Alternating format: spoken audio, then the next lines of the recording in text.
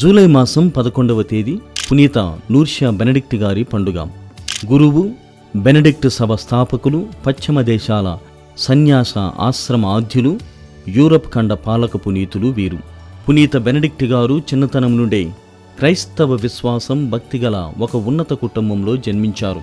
క్రీస్తు ప్రభుని సేవా జీవితాన్ని కొనసాగించాలనే తపనతో ఆస్తిపాస్తుల్ని త్యజించి పరిశుద్ధ జీవితం జీవింప బయలుదేరి దేశములో నెలకొన్న దయనీయ పాప పరిస్థితికి విచారపడి కొండ గుహలో ఒంటరిగా తపస్సు జీవితాన్ని గడిపి పరిపూర్ణ జ్ఞానోదయాన్ని పొంది ప్రజల్లోకి విచ్చేసి దేవుని పేరిట అద్భుతాలు చేస్తూ క్రీస్తు రక్షణ సందేశాన్ని చాటుతూ ఎందరో యువకుల్ని ఆకర్షించి బెనడిక్టుల సన్యాసుల సభను స్థాపించారు.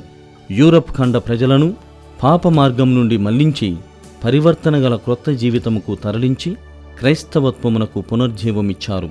మఠాలలో ఉన్న సన్యాసులు అసూయ, ద్వేషభావాలకు తావివ్వకుండా ప్రార్థన, కాయ కష్టం, ప్రజాసేవకు ప్రాధాన్యత వంటి సుగుణాలతో కూడిన జీవితం జీవించాలంటూ నియమాలు ప్రవేశపెట్టారు.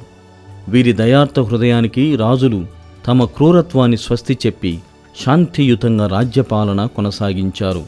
వీరు అంతిమ ఘడియలో తమ చేతులను ఆకాశం వైపు చాపి దేవుణ్ణి ప్రార్థిస్తూ దివ్య సప్రసాదాన్ని స్వీకరించి ప్రశాంతంగా ఆశ్రమ మందిరములోనే తమ తుది శ్వాసను విడిచారు.